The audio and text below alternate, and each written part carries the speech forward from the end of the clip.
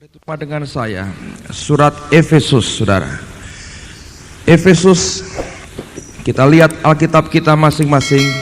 Saya mau tunjukkan sesuatu yang sangat penting sekali buat setiap kita, terutama saudara yang rindu melayani akan pekerjaan Tuhan. Anda perhatikan baik-baik akan bagian firman Tuhan ini. Efesus pasal yang pertama, surat Efesus pasal yang pertama, ayat yang ketiga. Efesus pasal yang pertama, ayat yang ketiga. Saya akan bacakan, saudara perhatikan pada Alkitab saudara masing-masing. Surat Efesus pasal yang pertama, ayat yang ketiga. Terpujilah Allah dan Bapa Tuhan kita Yesus Kristus, yang dalam Kristus telah mengaruniakan kepada kita segala berkat rohani di dalam surga. Nah, Paulus mengucapkan syukurnya kepada Allahnya. Dia berkata, yang di dalam Kristus mengaruniakan kepada kita segala berkat rohani di dalam surga. Nah, King James tidak mengatakan bahwa berkat rohani itu di surga. Kenapa? Kalau dikatakan segala berkat rohani itu datangnya dari surga, selama kita hidup di dunia, engkau dan saya tidak akan bisa menerima akan berkat rohani. Itu ditujukan bagi mereka yang sudah mati dan akan ke surga kelak, lalu barulah mereka menerima setiap berkat rohani.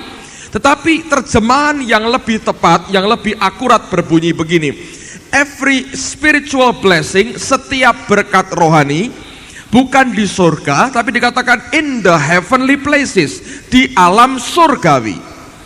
Saya berkali-kali mengatakan ini, mengulang-ulang dalam setiap kebaktian, bahwa setiap berkat rohani yang kalau kita rindu jemaat dan anak-anak Tuhan yang lain di sekitar kita menerimanya, kita harus membawa mereka masuk ke heavenly places, ke alam surgawi. Bukan menunggu nanti kalau di surga semua mati menerima berkat rohani. Itu hal yang pasti, saudara. Di surga semua yang rohani yang berasal dari Tuhan Dia akan anugerahkan kepada kita. Lalu untuk apa? Relevansinya buat kita apa hari ini? Karena kita masih makhluk hidup. Nah, yang benar Alkitab berkata, di dalam Kristus sebetulnya Allah menyediakan apa? Dia menyediakan setiap berkat rohani, every spiritual blessing in the heavenly places, di alam surgawi. Nah, di alam surgawilah kita menerima setiap berkat rohani. Nah, apa itu alam surgawi? Alam di mana hadirat Allah, di mana Allah sendiri hadir di tengah-tengah umatnya. Nah, dengarkan saya baik-baik, saudara. Ada orang berkata begini, loh, bukankah Allah itu maha hadir? Saya berkata benar. Alkitab mengatakan dengan tegas, Allah itu omnipresence. Dia itu maha hadir. Anda mau kemanapun, kata Daud, tidak bisa dia menghindari atau menyembunyikan dirinya dari roh Allah. Kenapa? Karena Tuhan pada hakikatnya omnipresence. Dia adalah Allah yang maha hadir. Tetapi bukan hanya dia Allah yang omnipresence, yang maha hadir, tetapi juga kalau kita membaca Alkitab, ada banyak bagian yang Alkitab sendiri tunjukkan kepada kita, kehadiran Tuhan itu bukan sekedar karena Dia maha hadir, tetapi kehadiran yang dimanifestasikan, yang dinyatakan, yang mampu ditangkap oleh indera manusiawi kita. Kalau Allah maha hadir, semua orang berkata begitu. Oh ya, saya berkata jujur kepada saudara, banyak pemimpin pujian, banyak song leader berkata begini, mari kita masuk ke hadirat Tuhan. Saya seringkali joke, saya sekali bergurau, dan saya berkata begini, orang itu seringkali hanya latah dengan perkataannya, mari kita masuk hadirat Tuhan. Lalu yang diajak masuk, termasuk yang ngajak juga, enggak tahu masuknya kapan. Lalu sampai mereka pulang keluar dari gereja, tidak tahu juga apakah aku masih di dalam hadirat Tuhan atau aku sudah keluar dari hadiratnya. Kenapa? Karena seringkali hanya kalimat-kalimat klise, kebiasaan yang kita ucapkan. Mari kita masuk dalam hadirat Tuhan. Padahal sebetulnya seperti yang saya katakan kemarin, sebelum Tuhan datang yang kedua kali, akan ada masa panen besar, tuaian yang sangat besar, termasuk Kedar dan Nebayot akan diselamatkan. Dan bukan hanya itu, Bahkan bangsa-bangsa lain akan datang menyembah kepada Yesus Tuhan sebagai juru selamat, sebagai raja, sebagai Tuhan mereka. Mengapa sampai bisa terjadi demikian? Pada Yesaya 60 ayat yang pertama dikatakan, kemuliaan Tuhan terbit atasmu. Kata kemuliaan dari kata Ibrani kabot, yang artinya His visible splendor, kemuliaan keanggunan yang visible, yang mata jasmani kita mampu menangkapnya. Saya uraikan panjang lebar. Nah, yang saya mau katakan malam hari ini, apa itu heavenly places? Itu tempat di mana Allah, kehadirannya itu dimanifestasikan begitu rupa sampai orang akan berkata, Jehovah Shammah, Jehovah is there, Allah ada di sana. Nah, sebagai contoh, lihat bagaimana Salomo. Mari buka bersama dengan saya 2 Tawarikh pasal yang kelima. Kitab 2 Tawarikh pasal yang kelima, ayat yang ke-13 dan ayat yang ke-14. Lalu sambung dengan pasal 6 ayat pertama sampai dengan ayat yang ketiga. 2 Tawarikh pasal 5 ayat yang ke-13 dan 14. Alkitab berkata demikian.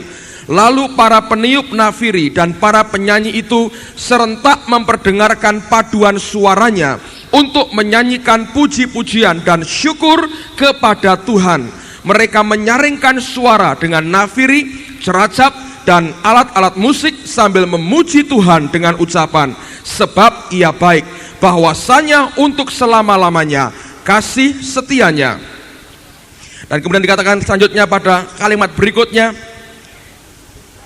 pada ketika itu, yakni rumah Tuhan dipenuhi awan, sehingga imam-imam itu tidak tahan berdiri untuk menyelenggarakan kebaktian oleh karena awan itu, sebab kemuliaan Tuhan memenuhi rumah Allah. Pasal 6 ayat yang pertama.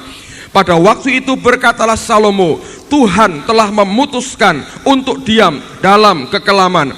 Sekarang aku telah mendirikan rumah kediaman bagimu, tempat engkau menetap selama-lamanya. Ayat berikutnya, kemudian, perhatikan ini, kemudian berpalinglah raja, lalu memberkati seluruh jemaah Israel, sedang segenap jemaah Israel berdiri. Nah, dengar saya baik-baik saudara.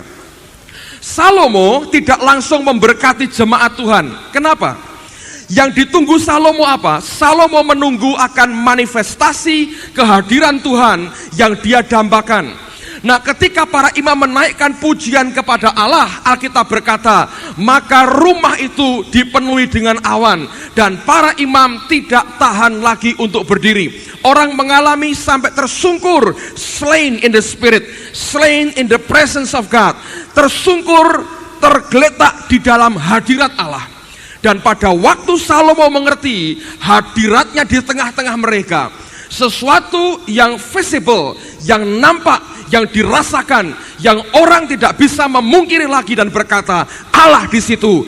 Alkitab berkata, langsung ia berbalik, ia menghadap ke jemaat, dia mengangkat tangannya, dan dia memberkati akan umat Tuhan. Dengar saudara, kenapa? Karena Salomo tahu, setiap berkat rohani itu ada in the heavenly places, di alam surgawi. Nah, banyak orang Kristen, banyak anak Tuhan yang menggunakan kalimat hadirat Tuhan sebagai latah, kebiasaan, dan tidak pernah tahu apa arti hadirat Tuhan yang sebenarnya. Tapi yang Alkitab tunjukkan dan ajarkan buat kita adalah setiap berkat rohani hanya bisa disediakan Allah di alam surgawi. Kalau kita tidak belajar untuk tinggal, masuk, dan hidup di dalam hadirat Allah, kita kehilangan begitu banyak hal yang luar biasa yang sebetulnya Allah sediakan buat kita. Contoh berikutnya, buka Ulangan pasal yang ke-10 ayat yang ke-8. Saudara yang rindu melayani pekerjaan Tuhan, dengar baik-baik akan ayat ini. Ulangan 10 ayat yang ke-8. Ulangan pasal 10 ayat yang ke-8. Alkitab berkata demikian. Pada waktu itu Tuhan menunjuk suku Lewi untuk mengangkut tabut perjanjian Tuhan, untuk bertugas melayani Tuhan. dan untuk memberi berkat demi namanya sampai sekarang. Dalam bahasa Inggrisnya sedikit beda, dikatakan Allah memilih mereka untuk mengangkut tabut Tuhan. Yang ketiga, bukan untuk melayani Tuhan, tapi dikatakan to stand before the Lord, untuk berdiri di hadapan Tuhan. Baru kemudian yang terakhir Alkitab berkata untuk memberkati demi nama Tuhan. Sebelum mereka bisa menjalankan tugas yang terakhir, memberkati umat Tuhan demi namanya, maka sebelumnya orang Lewi harus belajar berdiri di hadapan Tuhan. Orang Lewi yang tidak pernah bisa belajar berdiri di hadapan Tuhan tidak akan pernah efektif memberkati umat Tuhan demi namanya. Nah, dengar baik-baik saudara, ada banyak orang yang tidak pernah bisa mengerti hal ini. Pelayanan kepada Tuhan tidak bisa diganti dengan sikap profesionalisme kita secara manusia semata-mata. Tidak bisa.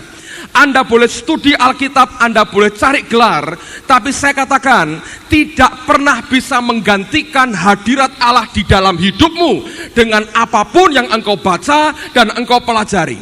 Kalau kita mau efektif memberkati orang lain, jadi berkat bagi orang lain, bagi umat Tuhan yang lain. Dengar, Allah berkata kepada Musa, aku pilih orang Lewi untuk mengangkat tabutku. Dan yang ketiga, to stand before the Lord, untuk berdiri di hadapan Tuhan.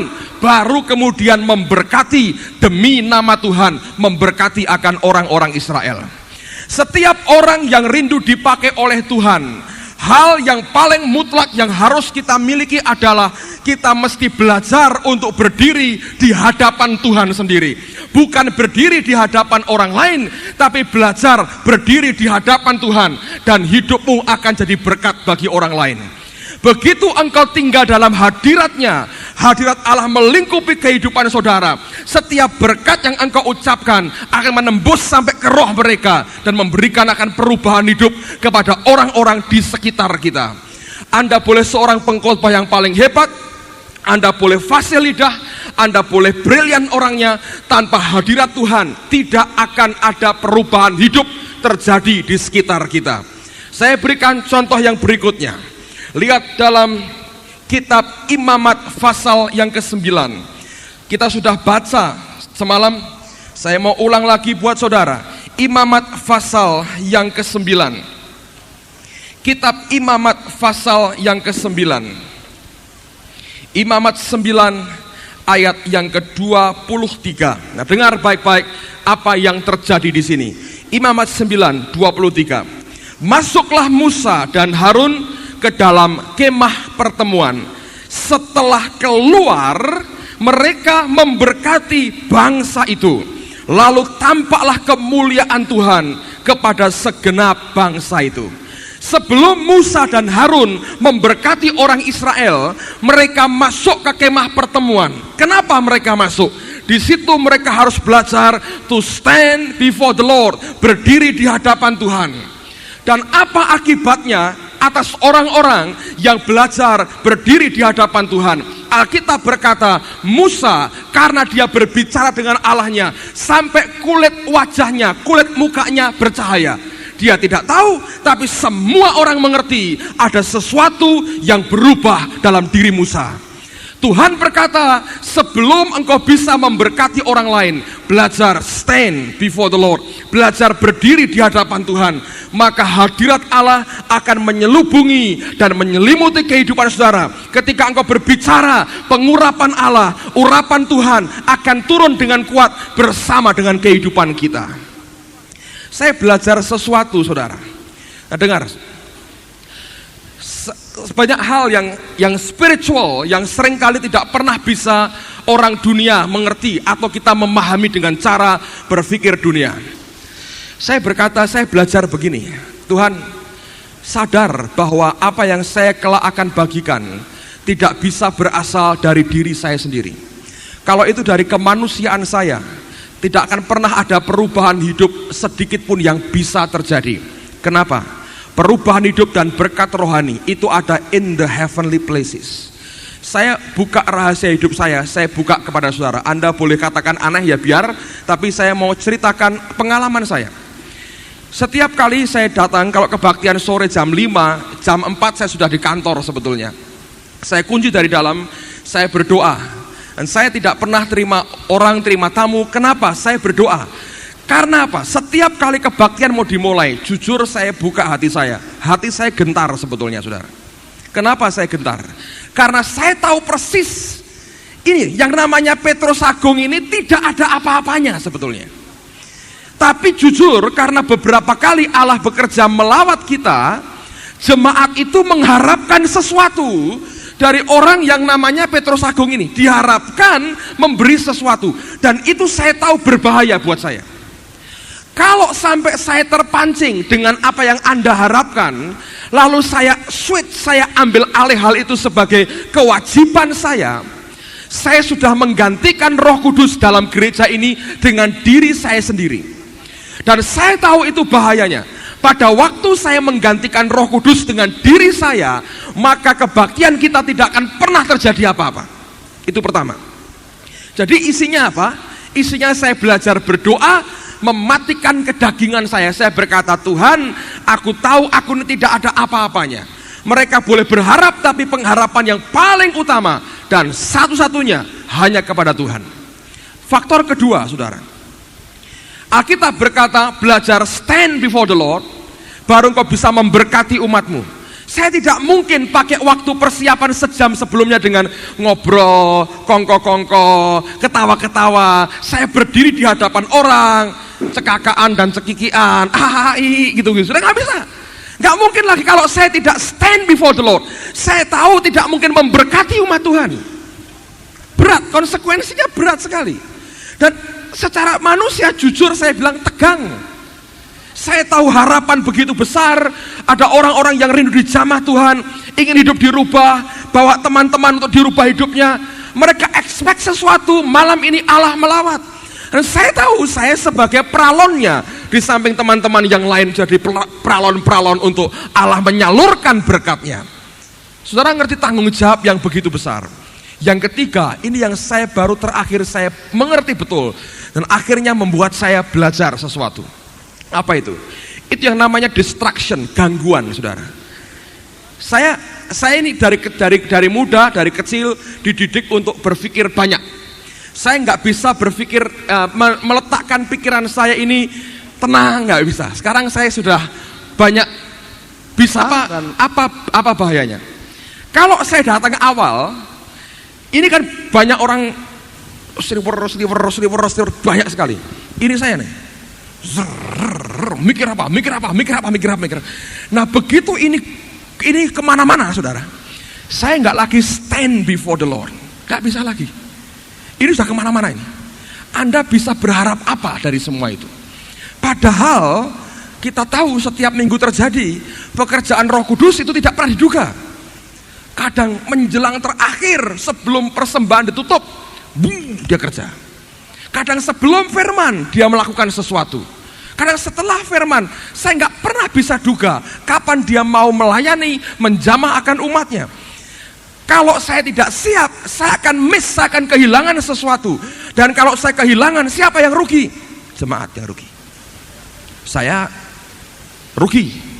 Karena menurut saya Tuhan tidak akan happy dengan saya, saudara. Jadi saya ngomong gini dengan teman-teman, tolong mulai dulu. Setelah kalian mulai nyembah Tuhan, kan nggak ada apa-apa, nggak ada orang sliver, semua hanya nyembah Tuhan. Jadi saya dari kantor saya nyembah Tuhan, saya turun, saya masuk, saya nyembah Tuhan. Stand before the Lord. Mungkin ketika kelak makin kuat tidak dibutuhkan seperti itu lagi, mungkin, saudara. Tapi saya belajar membuka diri saya apa adanya. Ini yang terjadi, yang saya alami. Jadi memang aneh mungkin, tapi biar, karena saya berkali-kali ngalami itu. Dulu ketika kita sewa gedung di Gajah Mada, datang awal, mulai mimpin doa, dari duduk lihat mereka nyetel bass, deng, itu sudah nggak bisa, saudara. Yang kalau saya bisa persiapan secara manusiawi, saya khotbah dengan bahan-bahan materi yang saya kuasai dengan pikiran saya, oh itu gampang sekali. Tidak usah begitu-begitulah, tinggal ngomong, selesai dan kelar dan selesai. Lebih enak sebetulnya. Tapi ketika dia bawa seperti itu, saya ngerti tanggung jawab setiap pelayan Tuhan adalah membawa hadirat Allah itu ada di tengah-tengah kita. Karena di alam surgawi seperti ini, kita akan bisa menikmati setiap berkat rohani yang Tuhan sediakan buat kita dengan cara yang begitu luar biasa. Dan saya bersyukur ada banyak kesaksian yang saya dengar dan Tuhan menjamah banyak di antara kita. Dan saya mau katakan sekali lagi, itu yang kita harus mengerti. Musa dan Harun melakukan yang sama, Salomo melakukan yang sama. Every spiritual blessing in the heavenly places. Ngerti saudara? Dan ini yang kita harus jaga dalam kehidupan kita. Contoh begini saudara. Bahkan sampai saya sering kali berkata pada teman-teman, lalu bagaimana kita ini membawa hadirat Tuhan? Bagaimana caranya? Coba lihat beberapa bagian firman Tuhan dulu. Nah, di dalam perjalanan orang Israel kita tahu bahwa Allah berkali-kali menyatakan dirinya. Saya ketika sekolah diajar begini, dengar saudara. Oh, perjanjian lama itu zamannya Allah Bapa. Lalu selama 3,5 tahun zamannya Allah Putra, yaitu Yesus. Tuhan naik ke surga, Roh Kudus turun, sekarang zamannya Roh Kudus. Dulu saya berkata, oh dulu pertama-tama Allah Bapa kerja, Yesusnya ngelihat, Roh Kudusnya memperhatikan. Itu saya pikir begitu. Zaman Yesus, ya, Allah Bapa lihat, Yesusnya kerja, Roh Kudus nolong Yesus. Zaman Roh Kudus, saya pikir Allah Bapa lihat, Yesus memperhatikan, Roh Kudus kerja sendirian. Saya pikir begitu karena diajar begitu. Ternyata saya temukan cara dan pikiran seperti itu keliru, saudara. Kenapa? Siapa sebetulnya yang nampak sebagai kemuliaan, tiang awan, tiang api, yang setiap kali memanifestasikan dirinya di tengah-tengah orang Israel? Coba buka Yesaya pasal yang ke-63. Yesaya pasal 63 ayat yang ke-11. Yesaya 63 ayat yang ke-11. Lalu teringatlah mereka kepada zaman dahulu kala, zaman Musa hambanya itu. Di manakah dia yang membawa mereka naik dari laut bersama-sama dengan pengembala kambing dombanya? Di manakah dia yang menaruh Roh Kudusnya dalam hati mereka? Terjemahan yang berkata, who put his Holy Spirit in the midst of them. Di tengah-tengah mereka, yang menaruh akan Roh Kudusnya di tengah-tengah mereka. Jadi sejak zaman perjanjian lama, sejak orang Israel sudah kenal dengan kemuliaan Allah, Shekinahnya, Kabotnya, sebetulnya Roh Allah ditaruh di tengah-tengah mereka. Memang pencurahannya bukan seluruh dunia, pada bangsa umat Israel itulah kemuliaan Tuhan, Roh Allahnya sudah dicurahkan. Jadi kalau kita ingin berkata bagaimana supaya aku bisa belajar mengenal akan hadirat Allah, kita harus mengerti sumbernya ada pada pribadi daripada Roh Kudus sendiri. Nah, bedanya apa? Zaman perjanjian lama, Roh Allah dicurahkan pada tempat tertentu, pada suku bangsa tertentu, pada orang tertentu. Zaman perjanjian baru, dia dicurahkan kepada gerejanya. Setiap orang yang membuka hidupnya bagi Roh Allah bekerja, dia akan ada dan dia bekerja di tengah-tengah mereka. Lihat akan dua ayat ini. 1 Korintus pasal yang ke-6 ayat yang ke-19. Pasal 6 ayat yang ke-19, Alkitab berkata, atau tidak tahukah kamu bahwa tubuhmu adalah bait Roh Kudus yang diam di dalam kamu, Roh Kudus yang kamu peroleh dari Allah, dan bahwa kamu bukan milik kamu sendiri. Kalau zaman perjanjian lama, dengar baik-baik, di antara umat Israel kemuliaannya begitu luar biasa, itu pekerjaan Roh Kudus. Allah Bapa yang menaruh Roh Kudusnya di tengah-tengah mereka. Sekarang Roh yang mulia itu ada di dalam kita, saudara. Bayangin, hanya kenyataannya kita tidak lebih mulia dari apa yang pernah terjadi zaman perjanjian lama ataupun zaman gereja yang mula-mula. Yang keliru bukan Roh Kudusnya, ada kemunduran dari kita sebagai gereja. Nah, lihat kemudian apa yang Paulus katakan. 2 Timotius pasal yang pertama. 2 Timotius pasal yang pertama, ayat yang ke-14. Peliharalah harta yang indah yang telah dipercayakannya kepada kita oleh Roh Kudus yang diam di dalam kita. Roh Kudus itu diam di dalam kita. Bayangkan, Roh yang pernah menyatakan kemuliaan Allah begitu besar, yang pernah membungkus Petrus dengan halimun daripada kemuliaan Allah. Alkitab berkata dia juga tinggal di dalam kita. Tapi mana hasilnya? Mana manifestasinya? Nggak ada. Yang keliru siapa? Pasti gereja Tuhan. Bukan Roh Allahnya, karena dia benar. Dia pernah membuktikan dia begitu eksis, dia begitu nyata, dia begitu real. Janji Allah jelas, His visible splendor akan dinyatakan di tengah-tengah kita. Tapi sampai hari ini mana kenyataannya? Saya percaya ini berita buat gereja Tuhan. Tuhan akan bawa gerejanya masuk dalam kemuliaan dan hadirat yang seperti itu. Satu ayat lagi untuk membuktikan. Markus pasal yang pertama. Ini dialami oleh Yesus. Markus pasal yang pertama, ayat yang ke-12. Injil Markus pasal yang pertama, ayat yang ke-12. Alkitab berkata demikian. Segera sesudah itu Roh memimpin dia ke padang gurun. Amplified Bible menerjemahkan dengan the Holy Spirit from within. Roh Kudus yang dari dalamnya Yesus ini yang mendorong dia, membawa dia ke padang gurun. Nah, dengar saudara, kalau kita ingin belajar bagaimana masuk dalam hadirat Allah, kita harus berkenalan lebih dekat dengan yang namanya Roh Kudus dalam kehidupan kita. Roh yang sama yang memimpin Yesus ke padang gurun, the Holy Spirit from within. Roh Kudus yang dari dalam Yesus ini yang mendorong dia. Paulus berkata, Roh Allah yang sama yang tinggal di dalam kita. Kalau kita bandingkan kemuliaan Allah perjanjian lama dan kemuliaan itu sekarang tinggal di dalam kita, kenyataan membuktikan hari ini kita belum apa-apanya. Kita tidak pernah dan tidak pernah mencapai apa yang pernah dikerjakan oleh Tuhan. Nah, sekarang saya mau saksikan buat saudara. Saya bagikan pengalaman selama setahun lebih bergaul dengan dia. Saya belajar dari cara yang paling simple, seperti yang saya sampaikan kemarin. Ketika Roh Kudus berbicara kepada saya dan mata saya lihat dia jalan kemana, dia jalan saya lihat. Dia berkata begini, tidak semua hal yang baik yang kamu berikan kepadaku itu sesuai dengan hatiku, pas dengan hatiku. Dan tiba-tiba saya sadar sesuatu, saudara. Seringkali kita ini memberikan apa-apa yang kita sendiri anggap baik, tapi belum tentu itu pas dengan hati Tuhan. Saya pernah beri contoh begini, misalnya saya tidak suka baju batik misalnya ya. Satu kali saya berulang tahun, tanggal sekian, bulan sekian, saya berulang tahun. Istri saya tahu, oh besok suamiku ulang tahun.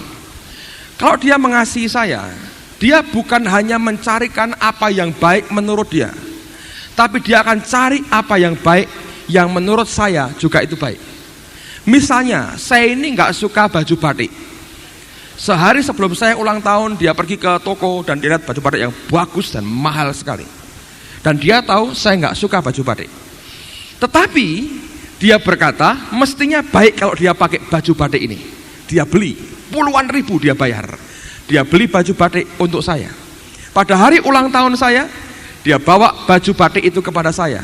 Dan dia berkata, ini adalah hadiah ulang tahun. Ketika saya buka, bagaimana perasaan saya? Oh ya, saya menghargai, tetapi,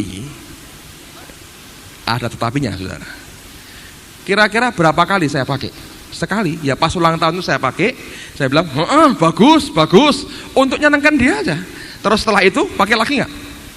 Pura-pura lupa. Kira-kira saya tumpuk, saya masukkan di tumpuan yang paling pojok, saya lempit kecil supaya nggak kelihatan.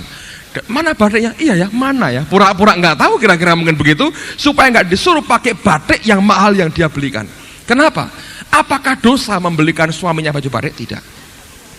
Tapi belum tentu yang baik itu berkenan. Kenapa? Karena saya itu pribadi, saya punya selera, saya punya kehendak, saya punya taste sendiri. Dan kalau dia mengasihi saya, mau menyukakan hati saya, ini baru suami istri loh saudara. Berikan apa yang sesuai dengan taste saya, selera saya. Bisa mengerti saudara? Hal yang sama dengan Tuhan. Nah seringkali kita mimpin puji-pujian, kita memberikan hidup kita memberikan apapun kepada Tuhan. Kita berkata begini, Tuhan, lu suka nggak suka, pokoknya nyanyinya lagunya 1, 2, 3, lagunya ini aja. Tuhan lagi ngapain saya nggak urusan, suka atau tidak suka, pokoknya ini akan saya nyanyikan. Nah silahkan diterima, engkau bekerja, urapilah saya, jamahlah jemaat, biarlah namamu dipermuliakan dan saya nebeng terkenal. Kan begitu saudara. Ya gak? Apa yang kita beri sebetulnya? Nothing. Kalau saudara ngerti bahwa dia punya perasaan. Nah banyak orang berkata, loh kita kan tahu ya Roh Kudus pribadi. Oh ya, tahu di sini, tapi tidak di sini. Kenapa? Karena kita tidak pernah pedulikan perasaannya. Kita nggak pernah peduli. Kita atur ministry kita seperti bisnis. Sesuai yang kita senangi, kita kerjakan apa yang kita sukai tanpa peduli akan perasaannya. Saudara, dengar baik-baik. Dia itu pribadi, dan menurut saya pribadi yang paling kesepian adalah Roh Kudus. Ngomong terus terang ya, agak sedikit kasar. Jadi jongos kita buat kongkon-kongkonan ya. Kalau mau pelayanan, mau pergi, Tuhan lindungi saya. Jaga dengan malaikatmu, muka, belakang, kanan, kiri, putari malaikat Tuhan dan berkati saya. Udah, terus kerja sendiri, semau kita. Nanti kalau nggak dapat apa-apa, ngomel. Mau ujian, Tuhan buat saya lulus. Beri hikmatmu Tuhan, urapi saya. Ujian, nggak lulus, ngomel-ngomel, Tuhan dimarah-marahin. Ya kan? Mau pelayanan begitu, mau khotbah nih. Khotbah apa enaknya ya? Khotbah anu aja, ini aja, nggak urusan. Lupa bahwa itu untuk umat, harus dari hati Bapaknya di surga, bukan dari pikiran kita. Nyiapin orek, kasih begini, wah ini sudah rapi sekali. Ya Roh Kudus, urapi aku. Saya mau khotbah nih, urapi. Firman Tuhan, urapi. Ngomong blok, nggak ada pengurapan. Lo gimana lu nggak diurapi saya gimana? Bayangin saudara. Dan itu Tuhan sendiri. Kita perlakukan seperti itu. Mau main puji-pujian, mau melayani, Tuhan saya mau nyanyi lagunya ini. Haleluya, hosana, puji Tuhan, lalala, misalnya begitu. Saya mau lagu ini udah. Engkau nggak suka atau suka terserah lah. Susah dengar suara Tuhan, susah. Saya maunya ini ya ini udah. Yang penting apa? Urapilah kami. Kalau itu urapi gitu. Nah kalau saudara goyang-goyang sedikit, nah ini dia urapan. Dipakai aja saudara. Dan itu yang dia katakan kepada saya, engkau tidak pernah bisa pakai aku, tapi aku yang harusnya pakai engkau. Ngerti saudara? Nggak bisa lagi. Belajar mengerti akan perasaannya. Hanya dengan cara itu saudara akan belajar membawa hadirat Tuhan turun di tengah-tengah kita. Ada satu rahasia saya mau buka buat saudara. Dari mana sebetulnya heavenly places itu bisa terjadi? Coba lihat Matius pasal yang ke-6. Matius pasal yang ke-6 ayat yang ke-10. Matius 6 ayat yang ke-10. Dengar, datanglah kerajaanmu, jadilah kehendakmu. Kerajaannya datang, heavenly places, alam surgawi terjadi pada saat kehendaknya jadi saudara. Dan itu yang kita harus belajar. Kami belajar dari kebaktian ini lewat pujian penyembahan. Saya sering kali berkatakan berulang-ulang pada teman-teman, belajar meraba akan hati Bapamu. Dan sebetulnya simpel sekali. Saya bagi sedikit ya saudara. Ketika Anda naikkan satu pujian, ketika kita belajar, katakanlah kita berkata, Tuhan aku nggak ngerti apa-apa, tapi kita belajar, kita berdoa, apa Tuhan yang Engkau ingin aku naikkan di hadapan-Mu? Kadang-kadang Tuhan mau kita menyembah. Kadang dia mau kita bersorak-sorai. Kadang dia mau kita bersyafaat. Enggak tahu apa yang dia suka. Beri apa yang dia suka. Pada saat Anda belajar, dari pengalaman saya biasanya begini. Kalau saya naikkan pujian, apa yang saya rasa Tuhan bicara, karena kita ini belajar, semua kita belajar mencoba mengerti apa yang dia mau kerjakan. Biasanya ketika lagu dinaikkan, saudara, itu bisa ketara apakah itu dari Tuhan atau bukan. Kalau Anda peka, Anda akan tahu ketika itu lagu dinaikkan berat, Anda harus cek kenapa ini.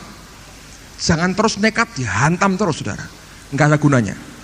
Bisa jadi karena itu tekanan kuasa gelap, spirit of heaviness, roh beban berat.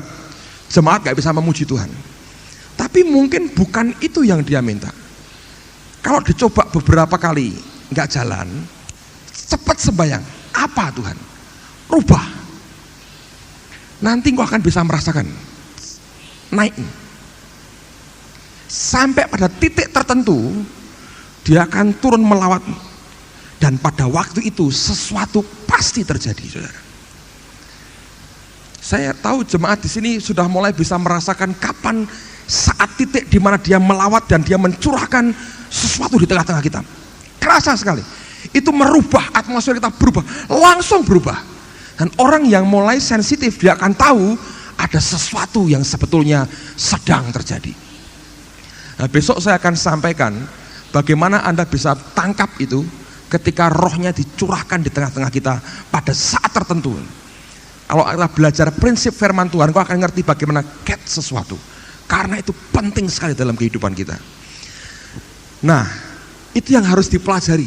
Saya pribadi, saya biasanya ketika semua menyembah Tuhan, ikut nyembah saya.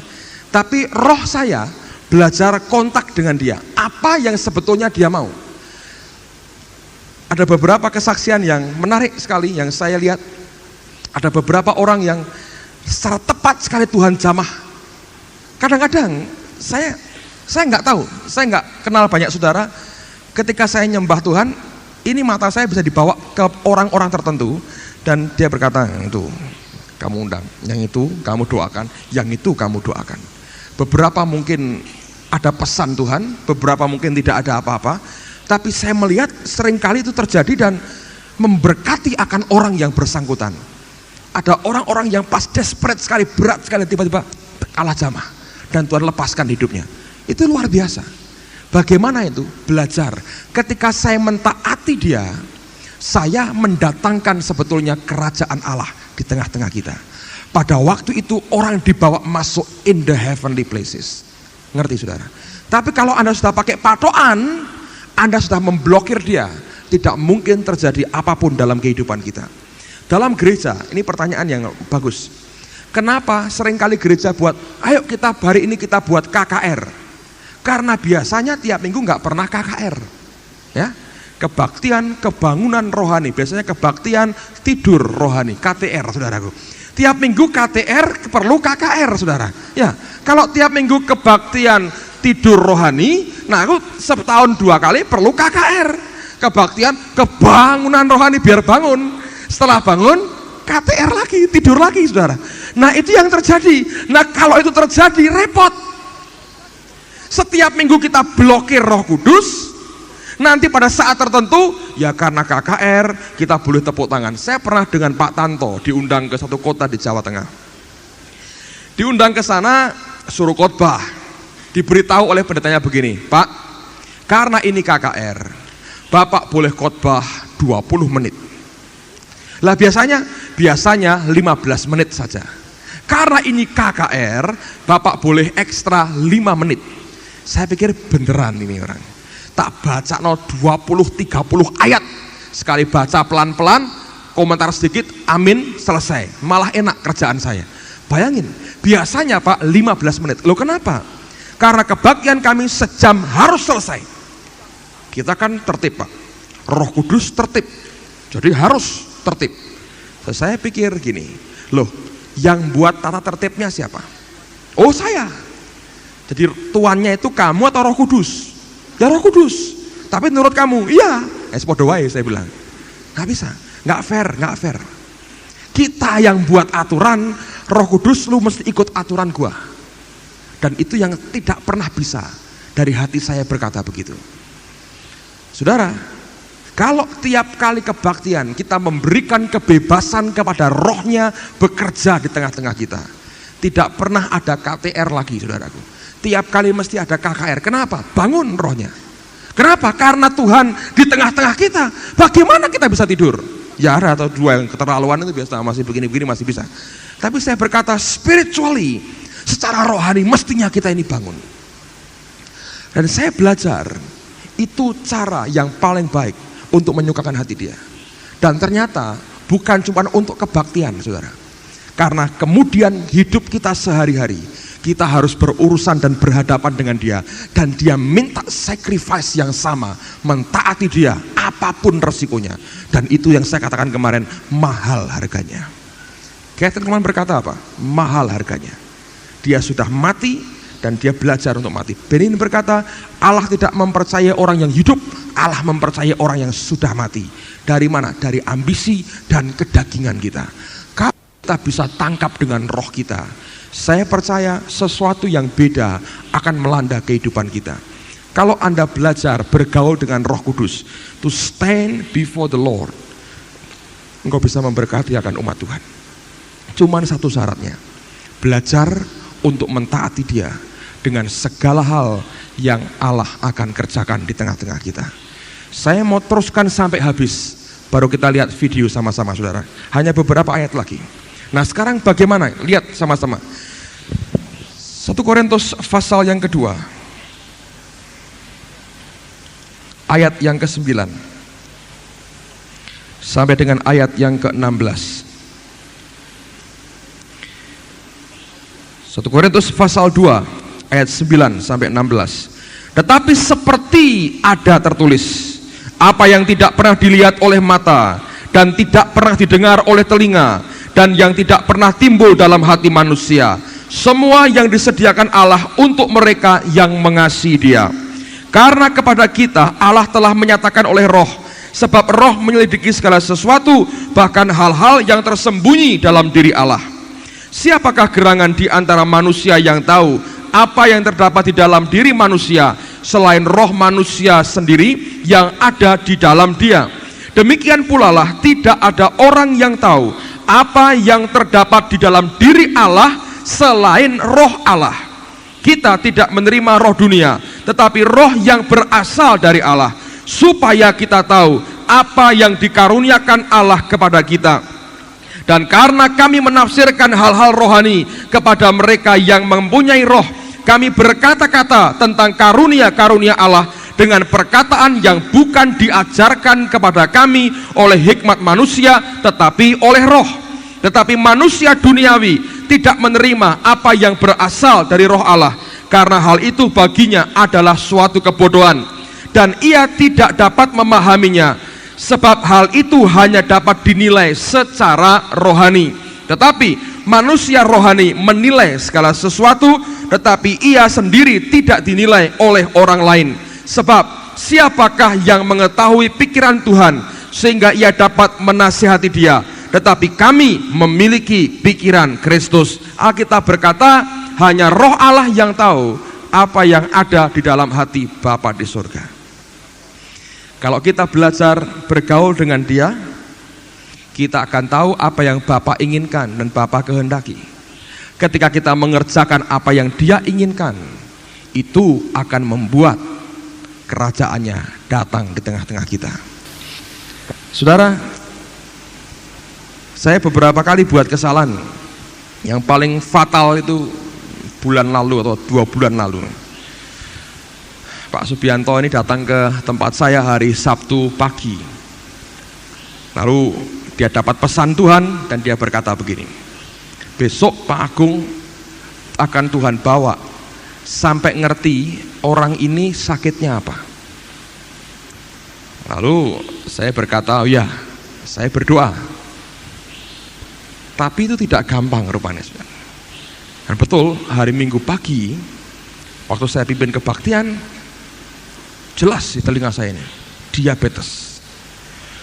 Saya lihat gitu, saya tunjuk ada satu ibu yang saya tahu itu orangnya, tapi tidak berani saya, saudara. Kenapa? Kedagingan, ngerti nggak? Jadi kalau Anda melihat orang dipakai Tuhan itu sebetulnya hanya anugerah kok, saudara. Tidak lebih daripada itu, hanya anugerah dan kemauan kita untuk belajar mentaati Dia.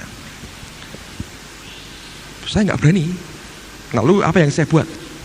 Saya bilang begini, siapa yang sakit diabetes maju ke depan. Maju ibu itu, saudara. Kaget, hati saya teratap. Saya bilang, iya Tuhan, aku gagal. Tapi saya kan jujur, saya ngomong pada jemaat minggu pagi itu, saya bilang saya salah. Harusnya saya berkata, ibu sakit diabetes. Tidak berani. Kenapa? Kedagingan. Kok kedagingan? Iya. Apa sebetulnya? Ya banyak. Itu kesombongan, ego, kemanusiaan. Naik keliru gimana? Nanti apa kata orang? Naik bilang, lo bukan, aku jantung. Nah, ayo. Orang banyak, saudara. Siapa yang bilang kalau itu diabetes? Siapa yang memberitahu? Pada waktu dia maju, lemes saya, saudara. Saya bilang, Tuhan, aku buat kesalahan. Anda bisa ngerti? Mahal. Makanya dia bilang, itu semua harus dipersembahkan habis ke Tuhan. Saudara mau dipakai Tuhan? Berani begitu? Habis sama sekali. Ada orang namanya Sadhu Sundar Singh. Matinya nggak ketahuan gimana. Ada orang bilang masih hidup, ada orang dia bilang diangkat ke surga, nggak jelas. Hilang tiba-tiba. Orang India. Satu kali datang ke sebuah tempat, Roh Kudus berkata, dia bawa Alkitab. Kamu injili orang yang tinggi besar, berewok, kekar badannya. Kasih Alkitabnya ke dia. Waduh, dia bilang, Tuhan, ngeri ini orang. Saya kasih, disikat, saya kepental ini. Orangnya kasar sekali. Dia bilang, kasih. Saudara berani? Dikasih. Waktu dikasih, nangis, saudara. Lah ini yang saya cari lama, bertahun-tahun, kok kamu yang ngasih? Bayangin. Ya akhirnya enak, saudara. Ya karena kita baca ceritanya, oh akhirnya benar dari Tuhan. Pada waktu mau ngalami, ya kalau iya, kalau tidak, ayo. Itulah sebabnya kenapa Tuhan minta kita mati. Itu tandanya ini orang ini belum mati, masih cukup hidup, saudara. Masih bisa mikirkan diri sendiri. Ya, saya belak-belahan orangnya, ya saya nggak usah nutup-nutupin, jadi munafik, nggak bagus. Artinya belum mati total. Makanya Tuhan bilang, nah kamu begitu ya susah, nggak bisa. Harus dimatikan dari daging. Kalau Anda masih ada ininya, ada ego, ada manusiawi yang kau masih pertahankan, sukar, saudara. Karena dibawa sampai ke situ. Berani nggak? Sampai pada titik seperti itu. Beberapa kali Tuhan uji. Saudara mungkin masih ingat waktu kita sewa gedung di Wisma Gajah Mada. Oktober pulang dari Amerika, kebaktian. Dan waktu mereka suruh berdiri, Tuhan ngomongin, ini yang paling dari dulu saya tidak mau. Dia bisa jelas sekali, tiup. Waduh, saya bilang, ini mesti orang bilang dukun tiban ini mesti. Kan betul itu, ada hambatan ngomong, dukun tiban ya Agung sekarang, niup-niup orang. Itu yang paling saya tidak mau. Kenapa? Saya tahu itu orang berkata ini mesti tiru-tiru. Ya gitu. Apa yang paling saya hindari, disitulah dia paling tembak saya. Selalu begitu. Jadi kalau dengan Tuhan Anda boleh mubeng kemana aja, yang paling Anda takuti, nah itu dia teriak. Nah itu betul itu, nggak bisa. Disitulah daging ini paling hidup. Kelihatannya kan rohani ya, oh saya tidak mau begitu-begitu. Saya mau yang dari Tuhan, tidak mau ikut-ikutan. Padahal sebetulnya itu ketakutan itu berkata, ego daging saya masih hidup sekali. Nanti apa kata orang? Ya nek ada apa-apa, nek ada apa-apa, saudara. Ada teman hamba Tuhan datang, lucu sekali. Saya diundang ngisi retreat hamba-hamba Tuhan di Kaliurang. Ini dia dengar kesaksian saya, berapi-api. Pulang ke gerejanya, terus Tuhan mengurapi dia. Minggu itu bukan KTR tapi KKR, saudara. Dia tiup jemaatnya, Waduh, luar biasa. Ini orang dari pendeta di Mboja, dipakai Tuhan beberapa kali begitu, sampai diundangi khotbah. Yang ngundangi teman-temannya, gereja-gereja yang di beberapa daerah yang dia kenal, ngundangi dia. Nah, waktu itu sampai orang berkata, wah, Benin soko Mboja, katanya begitu. Karena manifestasinya begitu. Setelah kira-kira 2 bulan, tiba-tiba datang ke tempat saya di kantor. Itu hari Sabtu, saudara, kalau nggak salah, atau Jumat, saya lupa. Dia datang, dia berkata begini, Pak, wah ini gawat ini, kenapa? Hari Minggu ini saya diundang KKR di suatu kota. Temanya apa? Roh Kudus. Oh, bagus lah, saya bilang. Oh, saya cerita pengalaman rohaninya. Setelah Bapak khotbah itu saya ngalami dibakar, lalu saya begini. Luar biasa, Pak. Sampai orang nyebut saya Benin soko Mboja, katanya gitu. Lalu kemudian terus gimana? Lah ini repotnya, Pak. Seminggu ini macet total. Tumpangi tangan tidak jatuh. Mau saya dorong sedikit orangnya marah. Ditiup-tiup gak ada apa-apa. Dia panik. Lah ini minggu ini saya khotbah Roh Kudus. Ini macet, Pak. Tolong di strom lagi, didoakan. Loh, kok ada macet ya? Loh, saudara, kok bisa macet? Saya belajar sesuatu, saudara. Gini ya, dengar baik-baik. Semua itu dasarnya si iman. Dengar ya, gini caranya. Saya mau jelaskan dengan cara segamblang mungkin. Begini, saudara. Hidup kita ini seperti pompa tangan, merek Dragon, tahu? Yang harus pancing dulu, baru air di bawahnya nyedot keluar. Dengan Tuhan, saudara harus nyumber dulu dalam rohmu. Yesus berkata, barang siapa percaya, out of his belly, dari dalam perutnya akan keluar aliran-aliran air hidup. Yang dimaksudkannya adalah Roh Kudus. Itu nyumber. Alkitab berkata, Paulus berkata, Roh Kudus itu menguatkan manusia roh kita dengan powernya dia. Dia strengthen our inner man, menguatkan manusia roh kita. Jadi tinggalnya di roh kita. Itu merupakan sumber mata air yang nyemprot, memancar keluar, berbual-bual. Nah, kalau dalam rohmu bisa memancar, berbual-bual, di dalam kan ada sumurnya, airnya banyak. Dipancing dari luar, Anda dengar firman Tuhan, lihat video, dipancing dari luar. Seperti sesuatu yang mancing sebetulnya. Itu membangkitkan akan rohmu, mengobarkan akan karunia roh dalam hidupmu. Dipancing, engkau pompa, keluar. Keluarnya apa? Pertama akan keluar air pancingannya keluar, sehingga sepertinya masa-masa pertama, loh ini kok mirip si ini pelayanannya, itu sebetulnya yang keluar tuh air pancingannya. Tapi karena dalamnya sudah ada airnya, nanti kelak akan keluar air aslinya, nyumber. Tetap nyumber, saudara, nyumber. Nah, kalau pipanya ini bumpet, saudara, tertutup rapat, kesumbat, Anda kasih pancingan, pompa, keluar enggak? Keluar. Yang keluar apa? Air pancingannya. Tapi setelah air pancingan ini habis, keluar enggak? Tidak lagi. Ngobos ceklek, macet tadi, saudara. Nah, saya ngomong ke dia, yang keluar 2 minggu itu air pancingan, saya bilang. Oh begitu. Kamu belum nyumber sendiri atau ada yang tersumbat di sini? Dengan Holy Spirit, dengan Roh Kudus, itu prinsipnya. Kenapa daging kita dimatikan? Supaya sumbatannya itu jebol. Yang nyumbat itu apa? Kedagingan kita, saudara. Kalau mau disalibkan, disangkali, dihancurkan, nanti akan nyumber keluar dari roh kita. Nggak mungkin macet. Ngerti nggak, saudara? Makanya ketika pertama kali Tuhan lawat kita, Oktober lalu, tahun lalu, saya dengar nih beberapa teman berkata gini, malah paling-paling telung sasi entek, gitu ya. Nanti kan balik seperti biasa. Karena apa? Dulu pernah terjadi. Ada hamba Tuhan dari luar kota datang, diajari, kita dipakai Tuhan ini luar biasa. Tumpang tangan orang geblak, gitu, jatuh, strain in the spirit.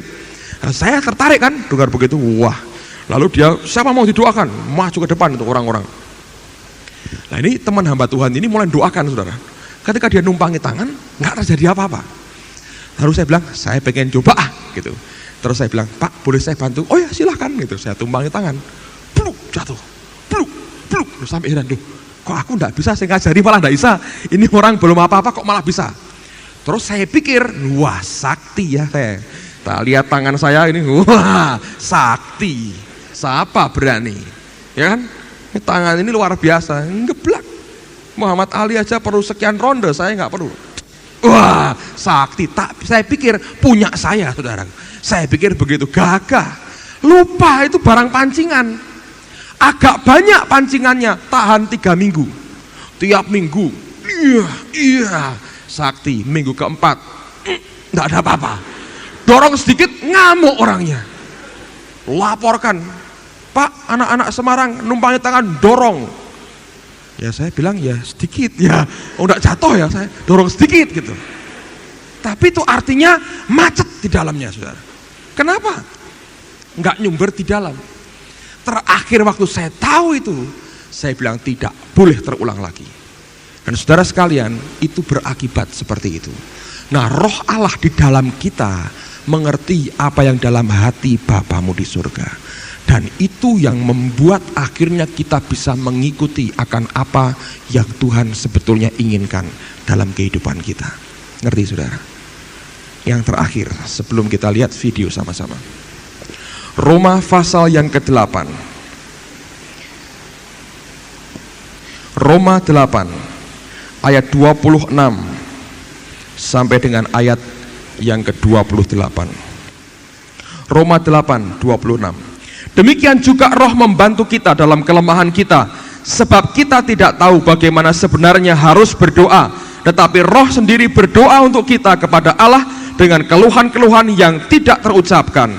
Dan Allah yang menyelidiki hati nurani mengetahui maksud roh itu. Bahasa Inggrisnya, mengetahui pikiran daripada roh itu, yaitu bahwa ia sesuai dengan kehendak Allah berdoa untuk orang-orang kudus. Kita tahu sekarang bahwa Allah turut bekerja dalam segala sesuatu untuk mendatangkan kebaikan bagi mereka yang mengasihi Dia, yaitu bagi mereka yang terpanggil sesuai dengan rencana Allah. Nah, banyak orang Kristen menafsirkan ayat 28 ini keliru.